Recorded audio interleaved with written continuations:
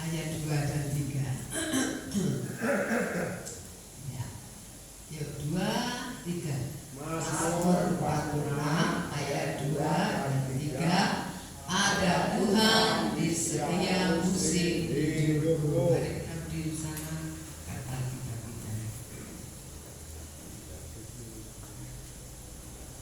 Oke, siap ya? 2, 3. Aku percaya Alkitab adalah firman Tuhan.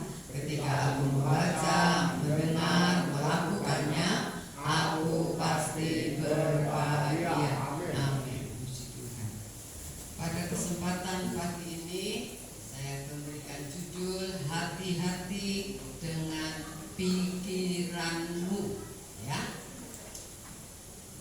Kita buka Alkitab kita di dalam 1 Petrus ayat yang tidak asing. 1 Petrus pasalnya yang kelima, ayatnya yang ke-8. 1 Petrus 5 ayat yang ke-8.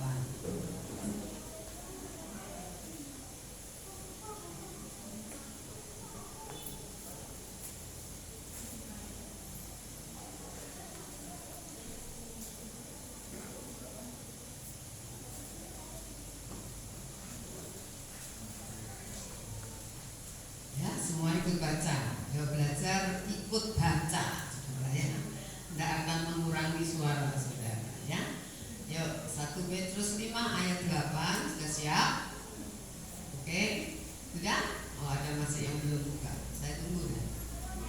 1 Petrus pasal 5 ayatnya yang ke-8. Ya? Yuk 2, 3. Sadarlah dan berjaga-jagalah, lawanmu si iblis berjalan keliling sama seperti singa yang mengaum-ngaum dan mencari orang yang dapat ditelannya. Saudara, kalimat pertama dikatakan sadarlah. Jadi jangan lengah. Berjaga-jagalah. Lawanmu siapa? Bukan tetangga saudara, bukan mertua saudara, ya, bukan anak, bukan orang tua, bukan orang-orang di sekitar kita, ya. Tapi hati-hati dikatakan sadar, berjagalah. Lawanmu itu iblis.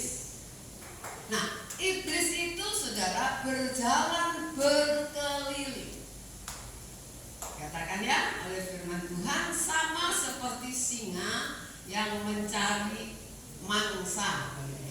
Dikatakan orang yang dapat ditelan. Nah, saudara dan saya harus mengerti setiap hari, bahkan bukan hanya setiap hari, setiap saat saudara dan saya itu menjadi incaran iblis.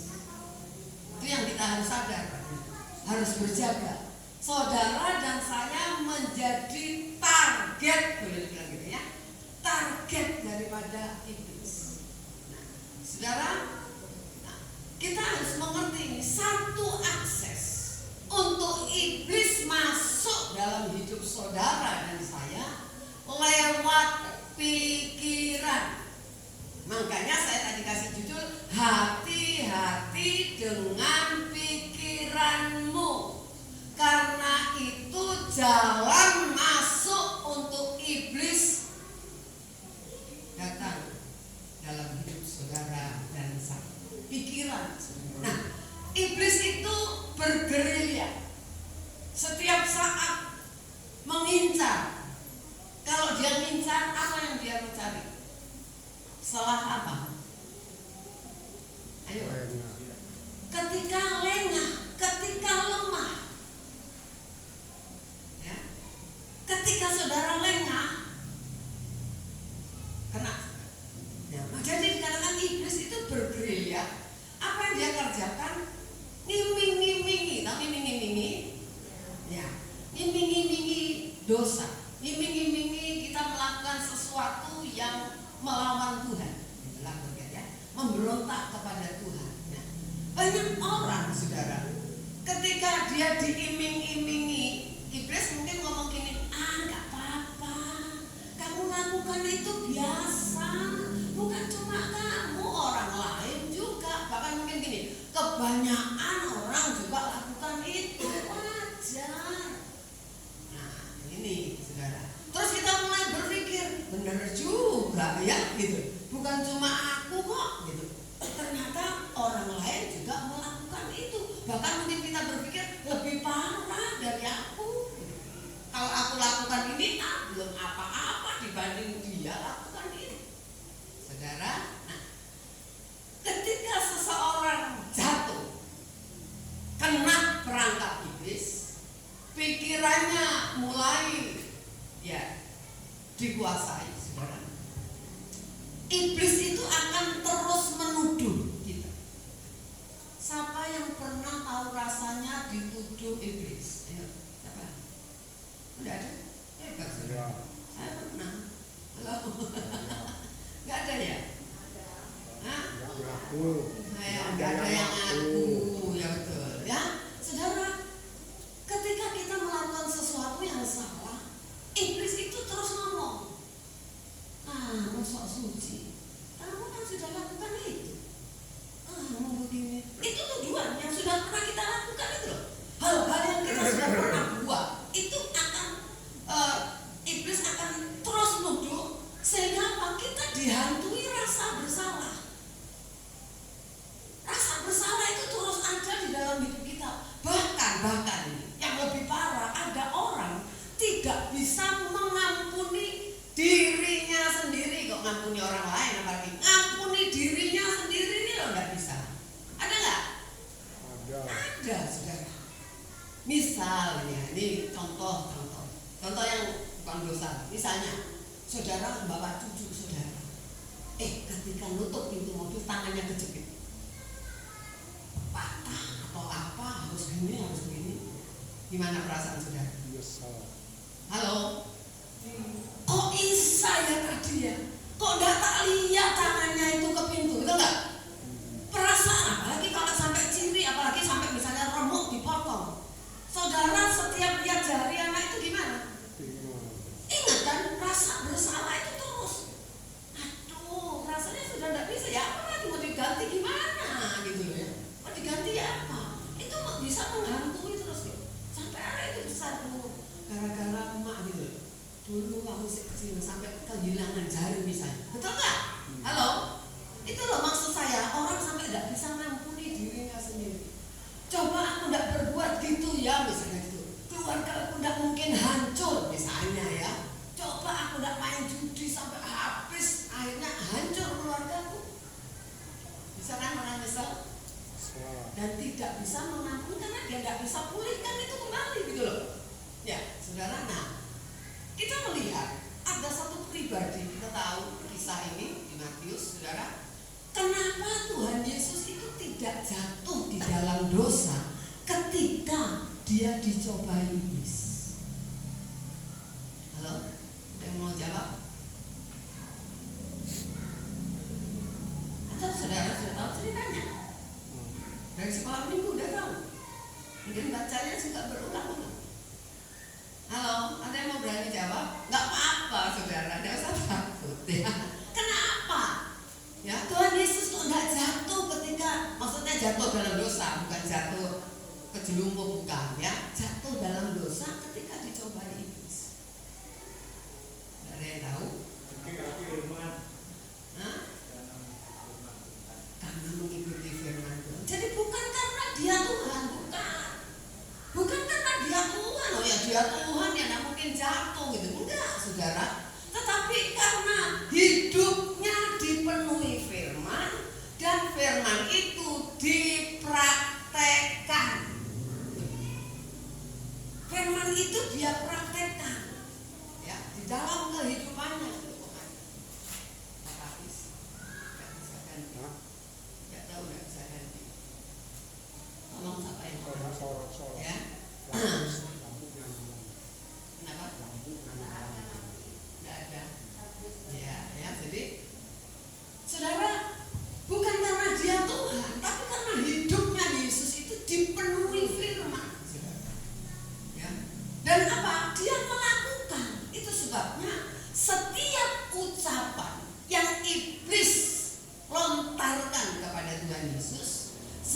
dia jawab dengan apa? Dengan firman Tuhan, ada tertulis. Dengan firman Tuhan, saudara. Artinya Tuhan Yesus menangkal serangan iblis yang coba-coba menguasai pikirannya dengan firman. Nah sekarang kalau saudara baca firman nggak pernah, dengar juga nggak pernah, seminggu aja kadang-kadang dengar firman ya ngomong sendiri, mungkin mainan HP atau apa, nggak konsen lah maksudnya, kepikiran apa yang ketinggalan atau apa dan lain sebagainya. Gimana coba bisa nggak seperti Tuhan melawan pernyataan iblis dengan firman? Nggak mungkin bisa. Seperti saya pernah katakan, komputer itu perlu diisi data, betul? Halo? Kalau saudara nggak isi apa-apa, ada yang bisa dikeluarkan? Nggak ada, saudara. Nggak ada. Sama. Kalau saudara dan saya nggak pernah mengisi firman di dalam hidup kita, ya, nggak suka dengar firman, mendengar firman ngantuk lah, apalah, banyak hal, saudara. Ya, kita melihat, saudara, nggak bisa kita melawan dengan kebenaran firman. Apalagi mau praktek. Misalnya saudara nggak tahu nih teori bikin kue kukus, roti kukus, apa aja lah, masak apa, teorinya juga nggak tahu, bisa praktek? Nggak bisa. Jadinya kalau dipraktekkan ya nggak bisa seperti itu gitu. Itu aja kadang-kadang tahu teori, prakteknya aja masih luput, betul nggak? Ya, om ini kan tukang bikin kue, saya tukang makannya kan gitu ya. Bikin kue bolu, kadang-kadang jadi, kadang-kadang bantet gitu kan. Resepnya udah sampai minta sama Cihing resepnya, ya udah, tapi bantet. Cihing bikin nggak bantet lah, itu kan saudara. Itu aja loh, udah tahu teorinya kan gitu ya. Nah ini saya tadi, karena hidupnya dipenuhi firman, dan firman itu Tuhan Yesus praktekkan. Nah, ya, yang mau nyatet dulu ya. Ya, kita akan buka, saudara buka dulu yang sudah Matius pasal 7, nanti saya klik. Matius pasal 7, juga ayat yang enggak asing. Matius pasal 7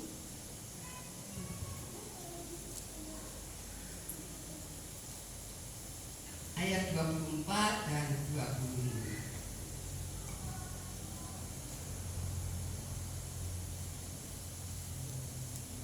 Kasih pita ya, kasih pita. Saya enggak banyak-banyak ayat, nanti kita buka lagi saja ya, supaya saudara gampang itu. Sudah dapat? 24, 25. Yuk, 2, 3. Setiap orang yang mendengar perkataanku ini dan melakukannya, ia sama dengan orang yang bijaksana yang mendirikan rumahnya di atas batu. Kemudian turunlah hujan dan datanglah banjir, lalu angin melanda rumah itu, tetapi rumah itu tidak runtuh sebab didirikan di atas batu. Saudara, firman Tuhan katakan orang yang mendengar perkataanku, mendengar firman, lalu melakukannya, saudara, maka dia punya rumah rohani tidak akan gampang roboh ketika ditimpa masalah. Ya, saudara, imannya teguh, gak mudah goyang, gak mudah goncang, gak akan ambruk meskipun mengalami masalah. Nah, jadi sekarang karena apa? Fondasinya benar. Fondasi imannya itu di atas kebenaran firman Allah, dan dia takut. Seperti saya pernah katakan kepada saudara, ketika saudara mendengar firman, saudara lakukan, itu tidak usah ngapalin. Betul nggak? Seperti orang praktek bikin kue lah, masak, kalau dia sering lakukan itu, dan usah lihat resep, sudah tahu. Betul nggak? Ya, halo, setuju? Sama firman. Mungkin saudara tidak hafal ayatnya di mana, ya paling tidak isinya saudara tahu. Ya kan? Seperti kita ngomong langit dan bumi akan lenyap, mana tinggal tetap. Bisa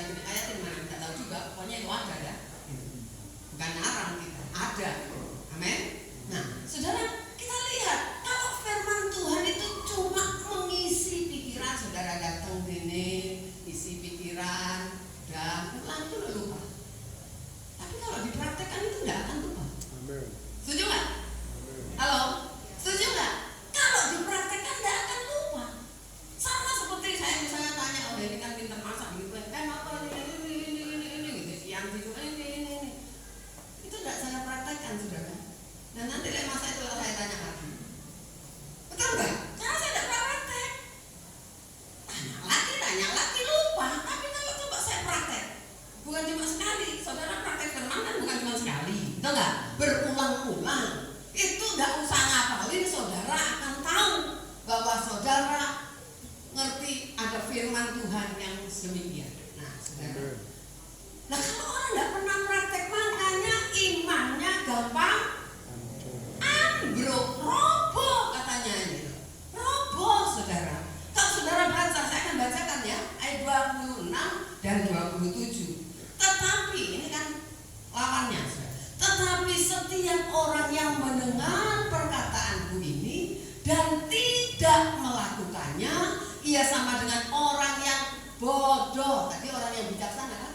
Orang yang bodoh yang mendirikan rumahnya di atas pasir. Kemudian turun hujan. Saudara baca ayat 27 dan 25 sama yang dialami. Turun hujan, banjir, angin melanda rumah itu, robohlah rumah itu, dan bukan cuma roboh. Apa katanya? Apa katanya? Hebatlah kerusakannya. Saudara, hebat, bukan cuma roboh, ya, tapi hebat kerusakannya. Dengan kata lain sulit dibetulin gitu. Kalau hebat itu apa? Gitu kan mungkin nggak bisa apa-apanya nggak rusak gitu ya. Kan ada barang roboh itu yang cuma pelan aja, nggak rusak masih bisa betulin. Tapi ada yang hancur, sebenarnya udah nggak bisa dipakai lagi gitu lah. Nah, saudara, jadi kita melihat sekarang. Jadi kalau ada orang, nah ini, kalau di antara kita atau orang Kristen siapa saja, kalau imannya ambruk, artinya apa? Lewat ini, pengertian ini. Apa, saudara? Berarti dia hanya dengar firman, tidak suka praktek. Loh, kan tadi gitu. Kalau dengar, praktek, mengalami banjir, angin, hujan, dikatakan rumah imannya tetap berdiri tegak. Jadi kalau orang Kristen imannya ambruk ketika menghadapi persoalan, berarti dia cuma tahu firman secara teori, tapi prakteknya enggak. Itu sebabnya imannya mudah tergerus oleh masalah. Saudara cek diri saudara. Ketika saudara alami masalah, apapun masalah itu kan banyak versi, banyak macam. Kalau imanmu ambruk, berarti saudara jadi bukan pelaku firman. Loh, bukan saya ngomong, ini kan, betul nggak? Saya hanya pakai bahasa yang gampang saudara ngerti aja gitu. Berarti dia cuma punya teori, nggak suka praktek gitu. Kalau praktek katanya firman Tuhan, pokok iman kita. Halo? Seperti saya pernah katakan, kasih contoh Sadrak, Mesak, Abednego.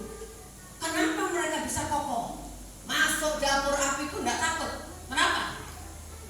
Biasa praktek firman pasti. Betul nggak? Ya, dia tahu, dia kenal Tuhannya itu siapa. Dengan kata kalau kau mati, ya aku tahu kembali ke Tuhan gitu. Betul ya? Halo, bisa ngerti ya maksud saya ya? Jadi saudara, kita nggak bisa mengalahkan iblis itu dengan kekuatan saudara, dengan kehebatan saudara sekolah, dengan gelar yang saudara sandang. Nggak bisa. Nggak pernah Alkitab katakan hanya orang pintar yang bisa mengalahkan iblis. Nggak ada. Nggak ada ayatnya. Ya, saudara, kita melihat kubu pertahanan saudara. Firman, praktek firman, Roh Kudus itu menolong kita, memberikan kita kemampuan, kekuatan saudara, sehingga apapun masalahnya kita berkata, aku bisa lewati persoalan ini meskipun tidak tahu bagaimana caranya. Kadang-kadang pikiran kita buntu juga kan? Halo? Tidak tahu mau minta tolong siapa juga. Apa ada yang mau nolong? Kita berpikir nggak ada yang mau nolong saya. Saudara belum tentu mau nolong. Saudara belum tentu. Kadang-kadang orang lain malah mau nolong. Saudara kadang-kadang lebih kejam daripada orang lain. Ya Pak ya.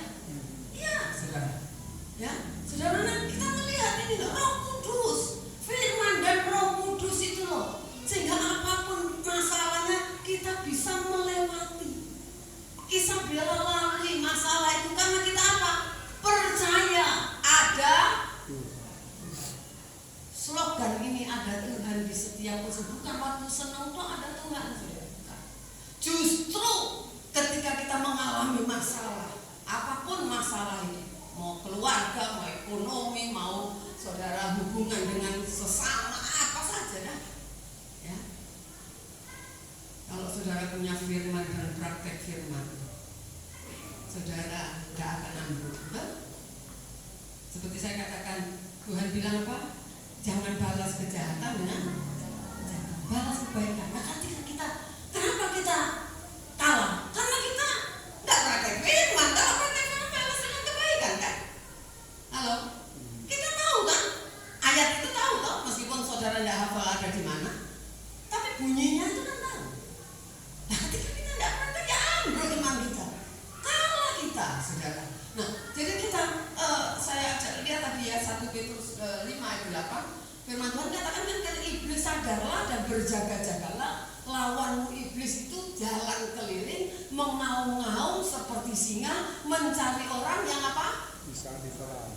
Oh sorry, ya, bisa ditelan, ya, bisa ditelan. Kalau ngomong bisa ditelan, berarti ada yang nggak bisa. Ada yang bisa ditelan, ada yang nggak bisa ditelan. Nah, saudara ya, udah dapat ini. Oke, anak-anak belum dapat. Maaf saudara ya.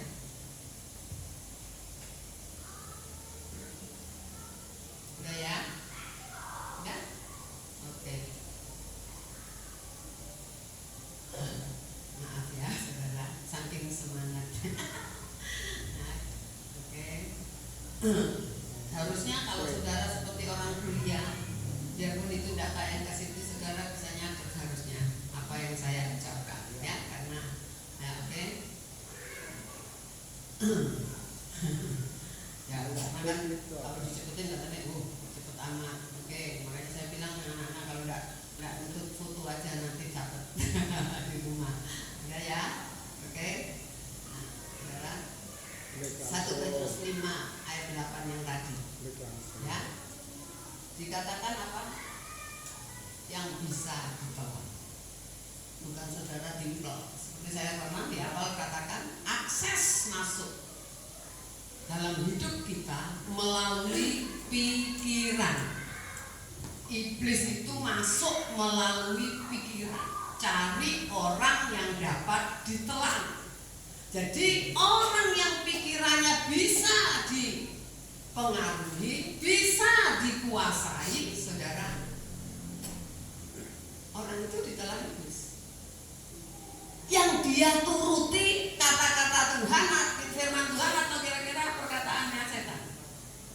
Kalau orang dipengaruhi, apalagi sampai dikuasai iblis, yang dia dengar, yang dia lakukan, perkataannya siapa? Tuhan atau iblis?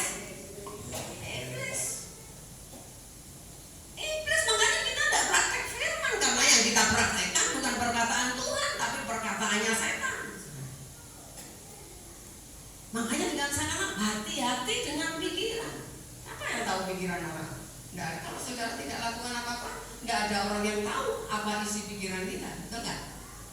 Kalau itu tidak dimanifestasikan dalam Roh Kudus itu bicara di hati, terutama hati nurani, hati kita yang terdalam. Tapi iblis bicara di pikiran. Itu sebabnya perang terjadi, argumen, debat terjadi di mana? Di mana? Di pikiran.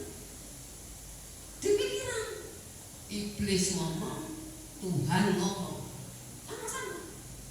Kita suruh milih mau yang mana? Nah, gitu. Ya kan? Paulus berkata apa? Aku ingin dalam batinku ini, aku ingin melakukan kehendak Allah. Betul? Tapi yang jahat itu datang. Halo?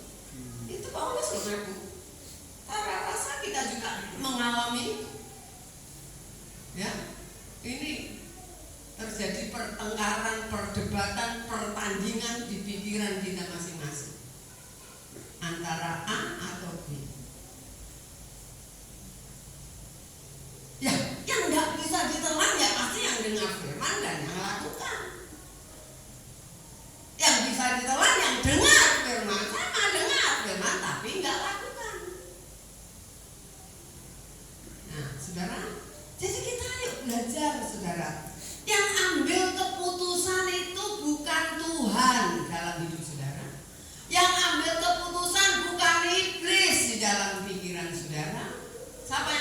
keputusan kita. Kita mau ikut yang mana? Gitu loh. Mau nuruti yang mana, saudara? Saudara bangun pagi, saya sering katakan, saudara sudah dihadapkan kepada pilihan-pilihan dan mengambil keputusan. Betul ya? Hidup ini pilihan. Hidup ini juga memutuskan sesuatu. Ya? Saya kasih contoh. Sekarang kan HP itu hampir semua tangan pegang HP ya. Dari yang kecil sampai yang tua renta. Pegang HP semua. Kecuali matanya sudah tidak ketok apa-apa. Mungkin tidak pegang HP. Nah, ketika saudara buka HP, sering atau pernah mungkin gambar-gambar yang tidak senonoh lewat. Halo? Halo? Saya kadang-kadang heran, saya tidak buka, tapi ini resep masakan, tapi gambarnya bukan resep masakan. Yang enggak itu. Kalau saudara klik itu, tiap kali bahkan tiap hari pasti keluar terus. Jadi bisa dilihat. Ya. Kalau yang suka lewat di HP saudara yang itu, yang ada deh, berarti saudara suka ngeklik. Kalau enggak, saudara. Coba saudara klik anjing lucu. Ayo, sering lewat enggak? Hah? Sering lewat ya? Video anjing lucu ya? Nah. Saudara klik yang porno. Ya lewat juga sering. Betul ya? Nah, itu kan keputusan kita. Mau di skip atau mau diklik. Halo? Itu contoh. Satu contoh. Bahwa kita yang harus nilai, jangan salahkan setan ini. Loh, bukan. HP itu mau saudara matiin ya sudah mati dia, bukan setan dia. Yang setan itu kita.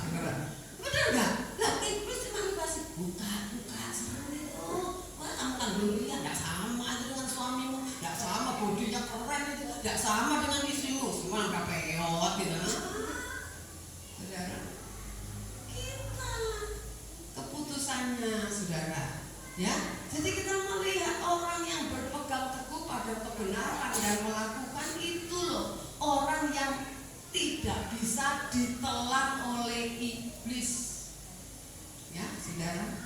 Nah, kalau orang, ya, kalau seseorang, kalau saudara, kalau saya terus-terusan saudara ya, nanti terus-terusan mendukakan Roh Kudus. Saudara, kita melakukan hal-hal yang enggak menyenangkan hati Bapa, kan kita mendukakan Roh Kudus yang ada dalam hidup kita.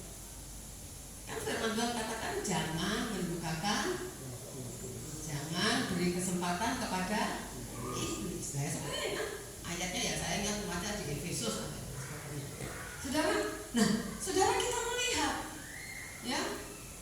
Kalau terus-terusan hidup dalam dosa, kalau terus-terusan kita ini mendukakan Roh Kudus, kita akan kehilangan kehebatan kuasa Roh Kudus dalam hidup kita.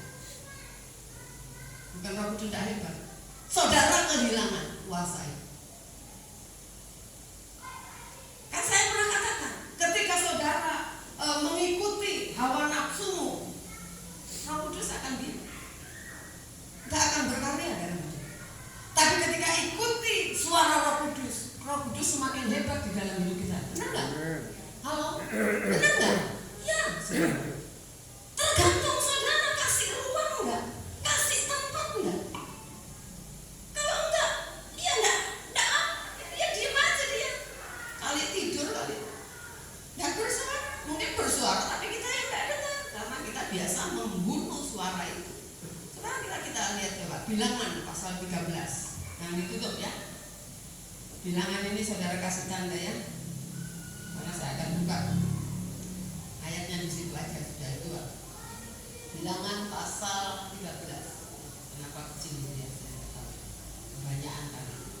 Bilangan 13 ayat 27 dan 28. Kasih pita ya. Jangan ditutup. Dan kitabnya jangan ditutup.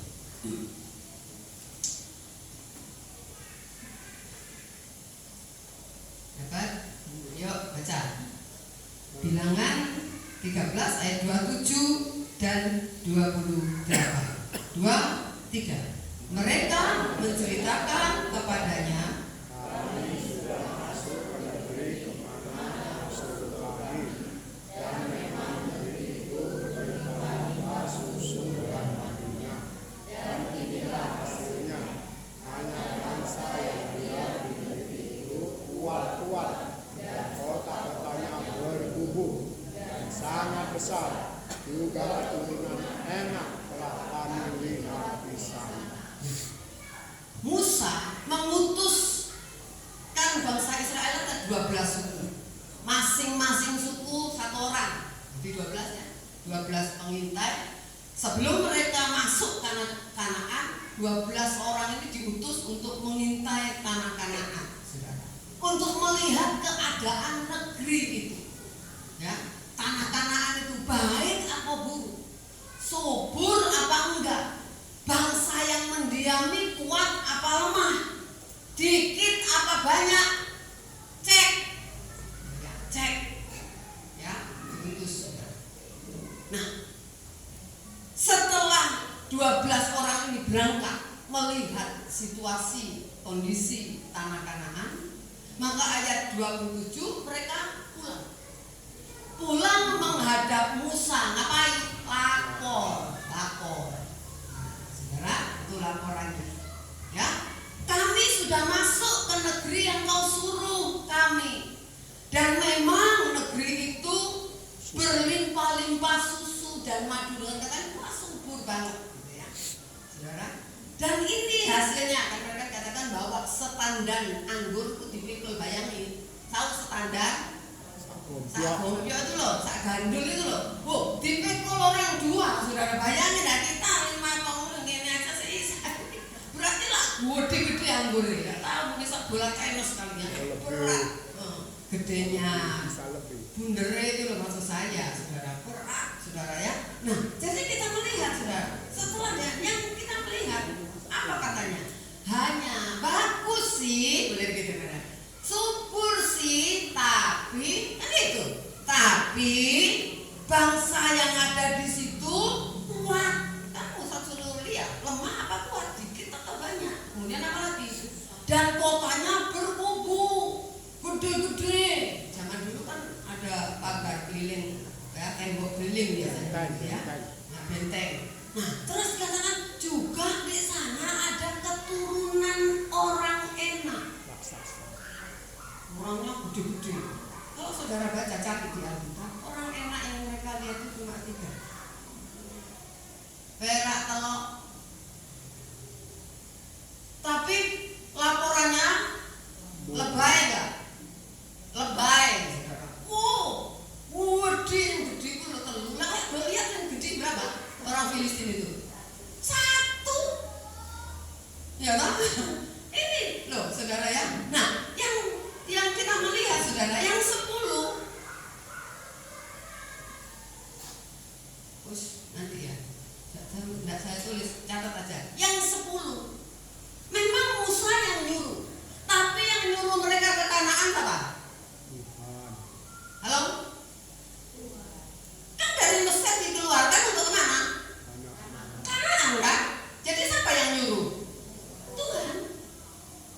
Yang nyuruh Tuhan. Tapi karena yang mimpin Musa, maka lewat perantaraan Musa, ayo minta. Karena itu kan disebut tanah perjanjian. Karena janjinya Tuhan itu.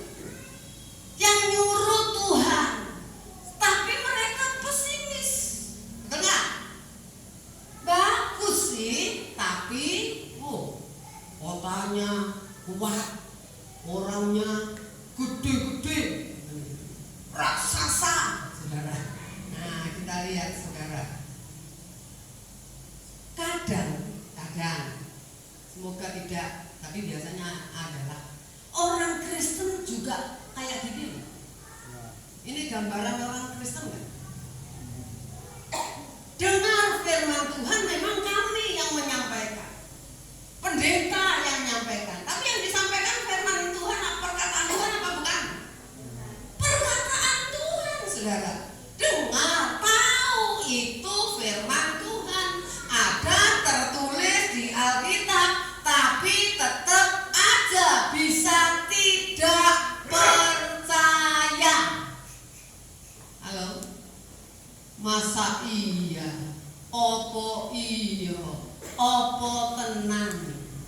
kami tenang gitu kan ya. Lagunya tok sing tenang. Saudara. Kita lihat ayat 30, Saudara. Ya, ayat yang 30. Saya sudah tulis. Saya akan baca. Kemudian Kaleb mencoba menenteramkan hati bangsa itu di hadapan Musa. Kan berarti 12 orang ini ngadep semua, betul ya? Kan lapor. Yang 10 ngomong begitu, udah kompak, ya. Nah yang kedua Kaleb mencoba menenteramkan, rupanya bukan cuma Musa yang dengar, tapi bangsa itu juga dengar. Apa kan pengen tahu?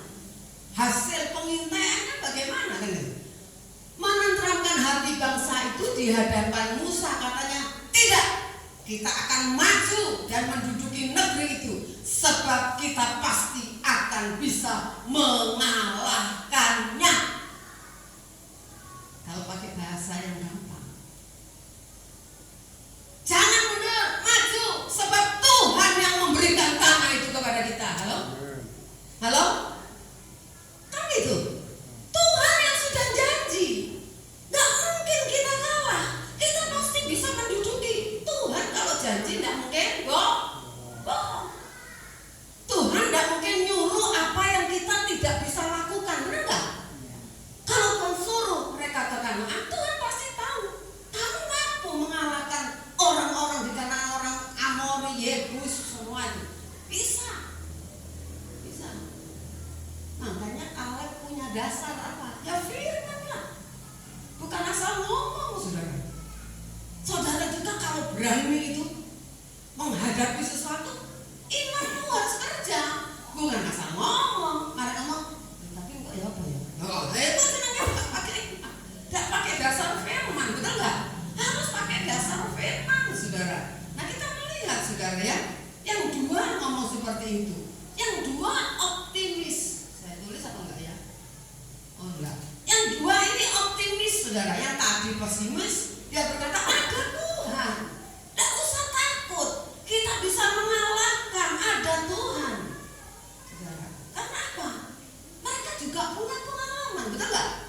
Dibawa keluar dari Mesir sampai ke tempat mereka sekarang sebelum masuk Kanaan. Ayo saya mau tanya, banyak enggak perbuatan Tuhan yang mereka lihat? Bukan hanya lihat, tapi alami dan nikmati. Ada nggak?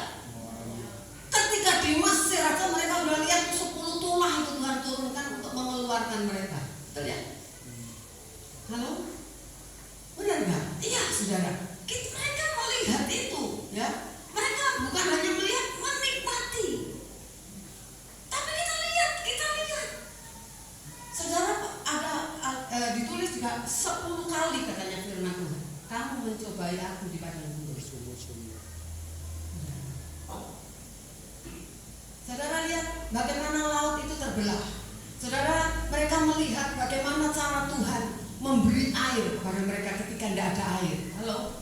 Dengan cara-cara yang spektakuler loh. Bukan dikirim ke sungai, enggak. Batu. Musa ngomong, keluar air. Loh, itu kan spektakuler. Halo? Saudara, kita melihat, tapi itu loh tidak mengubah cara berpikir mereka. Ketika mereka alami masalah, mereka tetap aja pesimis. Saya nih comel. Tuhan loh belah laut merah seperti itu, luar biasa. Masuk air aja kita ngomel-ngomel. Ayo berdoa, sebenarnya gitu ya. Ayo berdoa. Tuhan pasti mengadakan mujizatnya juga buat kita. Nggak mungkin Tuhan biarin kita mati kehausan, mati kelaparan, ya kan? Kita belum sampai Kanaan, masih jalan ini, nggak mungkin kita. Nah, gara-gara tukang pesimis, saudara, berapa orang yang masuk yang generasi tua? Only 2, Kaleb dan Yosua. Yang lain mati semua. Yang tukang ngomel, yang tukang marah-marah, enak andek Mesir, gitu kan ya? Loh, saudara pernah baca? Musa, apa tidak ada kuburan di Mesir? Kamu bawa kamu sini supaya kami ini mati semuanya, mati. Saudara, jadi kita lihat, saudara, kita mesti hati-hati dengan cara berpikir kita juga, saudara. Ya, kita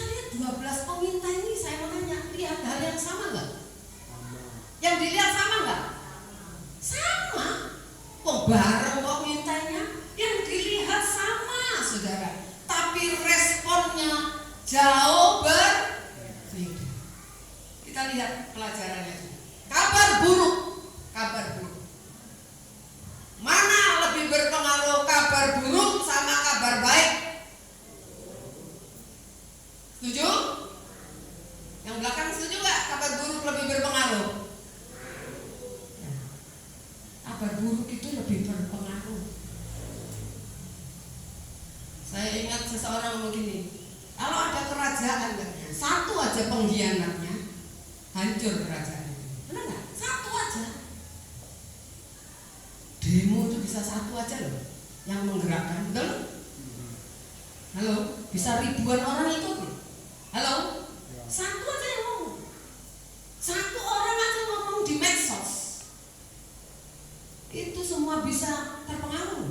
Halo, tapi kalau kabar baik, halo, kurang dahsyat kan dampaknya, betul nggak? Halo, setuju? Ya. Jadi kita melihat, saudara, ayo kita belajar. Ayat 31-33, saya akan bacakan aja ya. Ayat 31 sampai 33. Ya, tetapi orang-orang yang pergi ke sana bersama-sama dengan dia berkata, ini yang 10. Kita tidak dapat maju menyerang bangsa itu karena mereka lebih kuat daripada kita.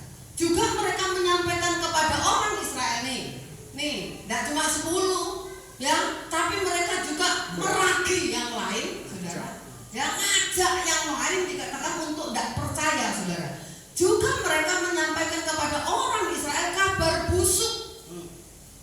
Yang bagusnya tidak diceritain, yang busuknya yang diceritain. Tentang negeri yang diintai mereka dengan berkata, negeri yang telah kami lalui untuk diintai adalah suatu negeri yang makan penduduknya. Apa betul makan penduduk? Halo? Kan melebih-lebihkan. Ini kabar bohong ya, saudara. Ya, tadi laporan ke Musa tidak bilang orangnya makan orang, enggak kan? Tapi kok ketika ke bangsa itu dikatakan enggak? Ya, negeri yang kami lalui adalah suatu negeri yang memakan penduduknya, dan semua orang yang kami lihat di sana adalah orang-orang yang tinggi-tinggi perawaannya. Juga kami lihat di sana orang-orang raksasa, orang enak yang berasal dari orang-orang raksasa, dan kami lihat diri kami seperti belalang, dan demikian juga mereka terhadap kami. Yang ini, ingat janji Tuhan? Halo? Mereka ikut firman? Ya. Saudara enggak? Ya, malah hal yang tidak bagus dibesar-besarkan. Mereka raksasa, kami bukan kayak orang lagi. Belalang kecil. Belalang tadi hijau dina mati, saudara. Ya, saudara, dan kita melihat, saudara, 10 orang ini tetap menentang untuk maju. Padahal harusnya ketika mereka mendengar perkataan Yosua dan Kaleb, harusnya mereka bilang, oh iya ya, betul. Kita ini kan sudah mengalami perbuatan Tuhan, penyertaan Tuhan, menikmati berkat Tuhan yang luar biasa, yang spektakuler, yang tidak pernah dialami bangsa lain, betul nggak? Gak pernah, saudara. Ada roti turun dari surga sampai sekarang nggak ada, saudara. Ada burung puyuh turun segitu banyak, nggak ada sampai sekarang. Nggak ada, saudara. Tetapi kita melihat mereka harusnya kan sadar, kan ada yang ngiling maksudnya. Tapi orang kalau sudah pesimis, kalau sudah tidak mau percaya firman, kalau sudah tidak pakai imannya lagi, tetap menentang. Nggak bisa. Itu kan teorinya, gitu kan? Betul nggak? Halo. Tapi kalau orang praktek firman, imannya pasti tambah kuat, saudara. Tidak mungkin tambah lemah. Ngomong kosong kalau tambah lemah. Yang tambah lemah itu orang yang tidak suka praktek firman. Apa-apa seperti saya kan ngajaran. Kalau saudara tahu Tuhan ada, harusnya tidak perlu takut, tidak perlu khawatir. Betul kan? Ya, saudara. Takut, khawatir, masa tidak boleh? Boleh lewat aja. Tidak hidup di dalam kekhawatiran, tidak hidup di dalam ketakutan lain loh. Takut sama ketakutan itu lain, saudara. Ya,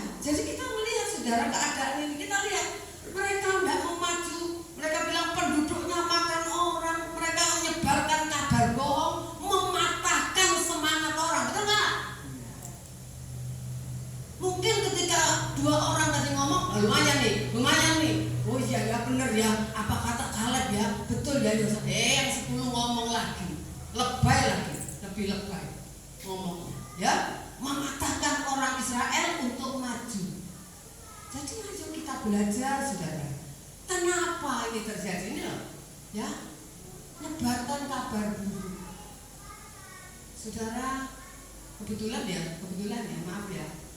Saya sih nggak ada data di sini. Kebetulan sekarang kita akan mulai bulan depan menjalankan Jimpi Katolik. Bulan ini. Oh, bulan ini ya? Ya, maksudnya dibawanya kan bulan depan. Jangan ada yang ngomong gini, nggak tahu diri, nggak tahu orang susah sekarang cari duit. Itu kan saudara nggak percaya. Ini kan cuma omong kosong bagi saudara. Halo, halo. Yang Tuhan puji siapa coba? Kenapa Tuhan puji dua janda itu? Tuhan tidak bilang, yang miskin tidak usah, miskin tidak usah. Apa gitu? Tuhan sih jaga, kalau saudara baca, itu Tuhan itu di dekat peti persembahan. Baca, orang masuk duit, betul ya? Coba saya jaga di situ, pasti gempar seluruh dunia, bukan cuma seluruh Indonesia, bukan cuma seluruh perajikan. Tuhan itu melihat saudara. Tuhan tidak lihat jumlahnya. Tuhan tidak bilang, aduh bu, nggak usah mis. Misalnya gini, apa sih artinya cuma 2 peser? Itu kok mau pedang goreng nggak kena, misalnya itu ya. Saudara. Tapi Tuhan enggak. Tuhan bilang, orang ini ngasih lebih besar dari orang kaya. Halo? Lihat dilihat duitnya mungkin kayak zaman sekarang. Ya, sekarang paling kecil apa sih yang masih ada? Selawe 100 perak. Ya 100 perak 2. Kok ngopo saudara? Tapi Tuhan bilang dia memberikan seluruh kehidupannya karena cuma ibunya yang 200 tok. Saya harap gak ada yang mau melek. Halo, beri dengan hati yang sukacita dan sukarela. Semua itu dari hati, saudara. Orang kaya pun bisa pelit, betul nggak? Halo, orang kaya bisa pelit nggak? Bukan cuma orang miskin bisa pelit, orang kaya tidak bisa pelit. Ya, tergantung hati. Ada nggak saudara lihat orang miskin tapi murah hati? Ada nggak? Banyak. Oh banyak. Seperti saya pernah katakan sekarang, ya karena saya sudah tidak punya TV masih di siaran. Dulu ada tolong gitu ya. Pernah lihat? Yang mau nolong yang miskin itu siapa? Yang miskin.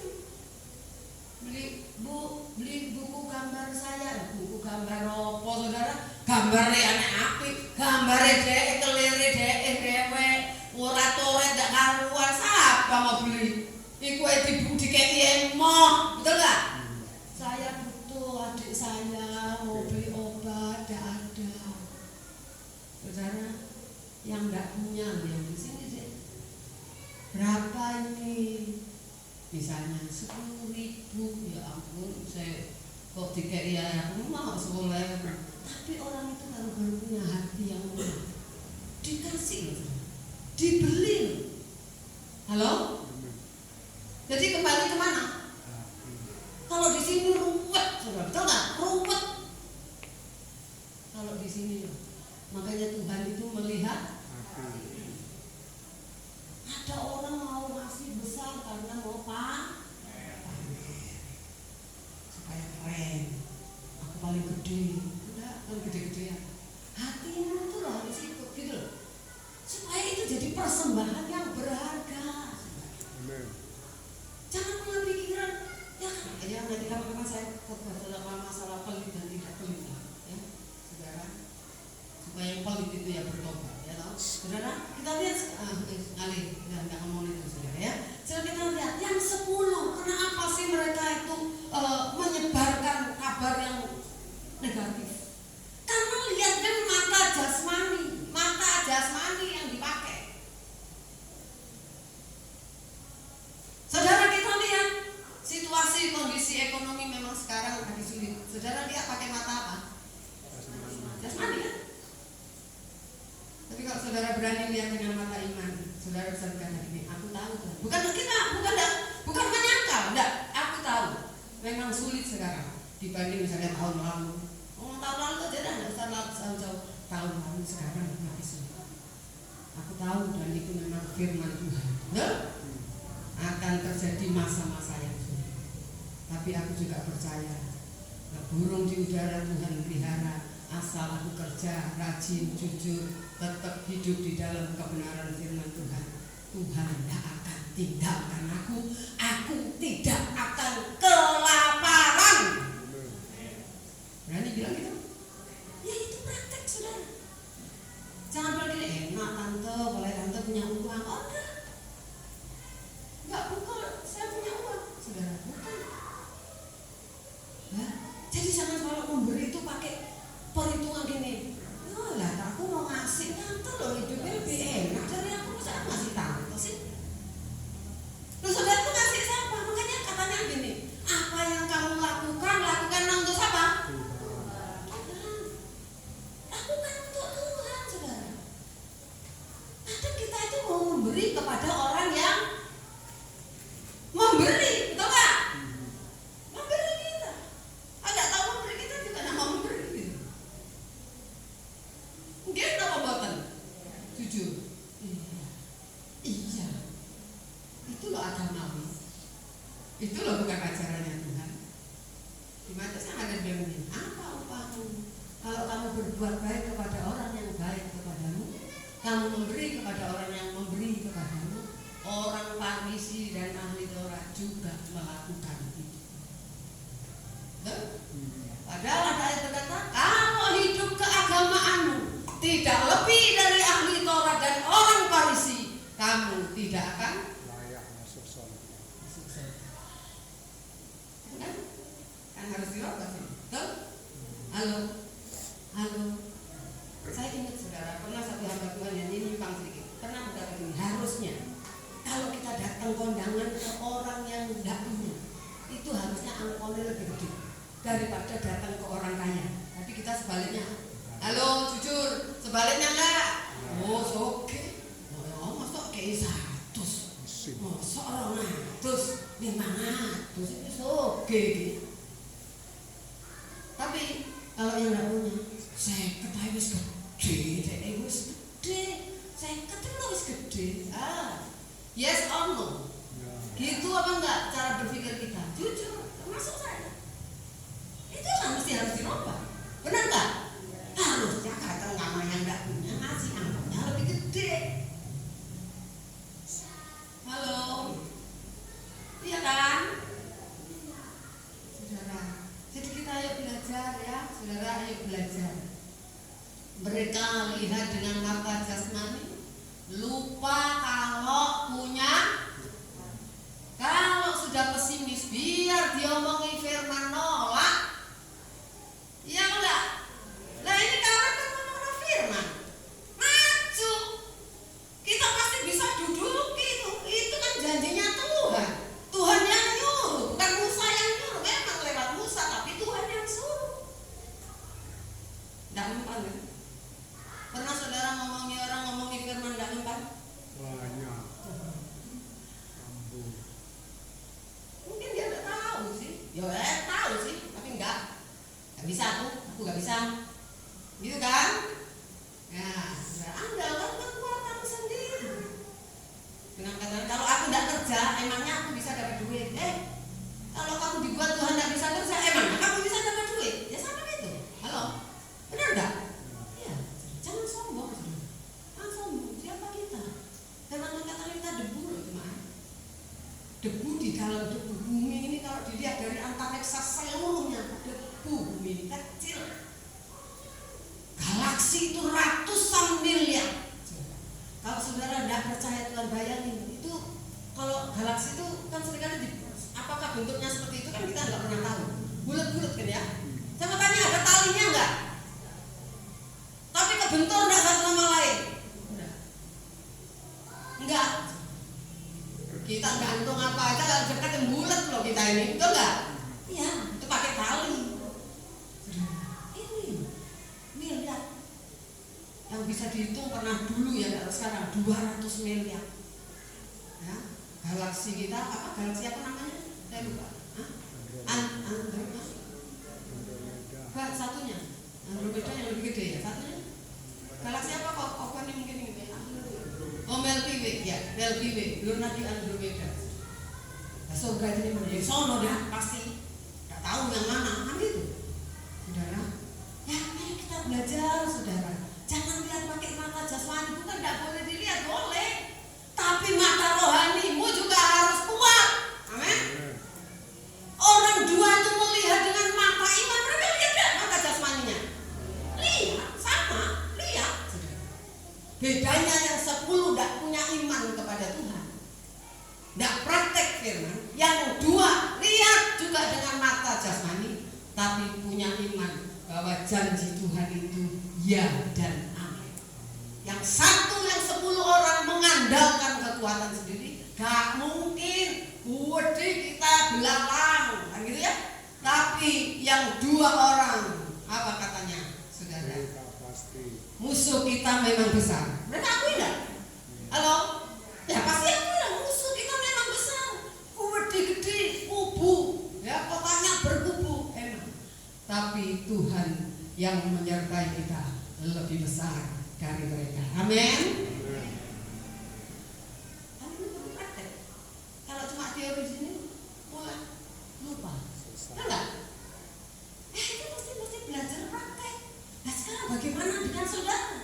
Ketika saudara menghadapi masalah, mau nyontoh yang 10 apa yang 2? Itu kan pilihan saudara. Tuhan tidak tentukan. Saudara yang pilih mau yang nyontoh yang 10 atau yang 2. Mau lihat masalahnya lebih besar atau Tuhan yang lebih besar. Tergantung saudara. Keputusan saudara. Jangan nyalahno setan, jangan nyalahno Tuhan. Itu keputusan kita. 2 Korintus 5 ayat 7, saudara catat aja. Saya tidak tulis rasanya. Oh sorry, ya tidak salah, tadi saya sudah ngomong ya.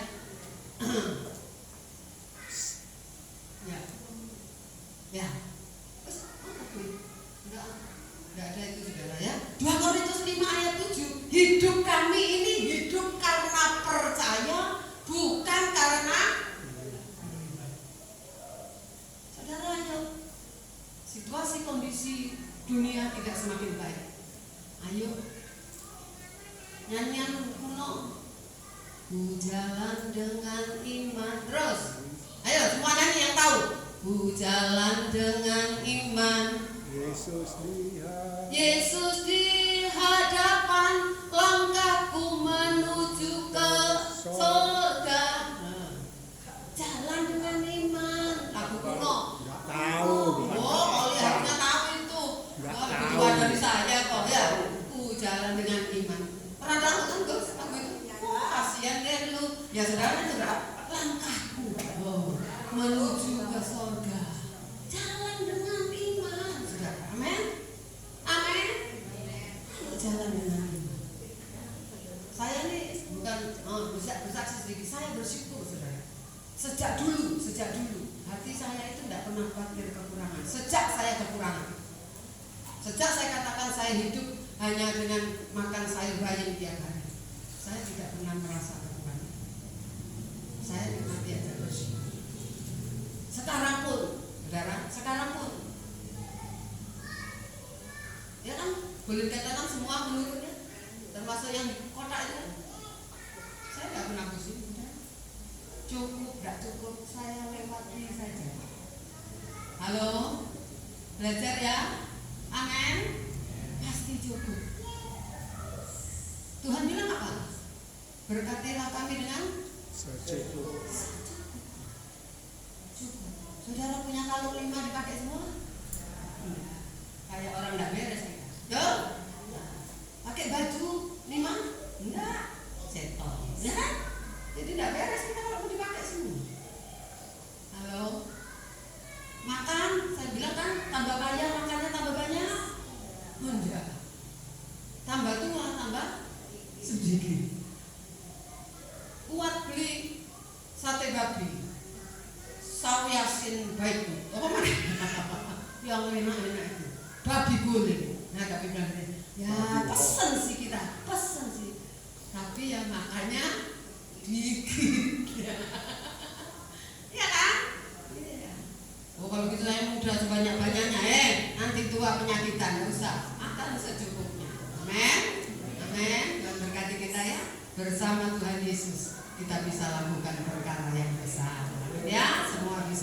dilewati. Yuk, jangan mengeluh, jangan bersungut, belajar bersyukur supaya hati kita kuat,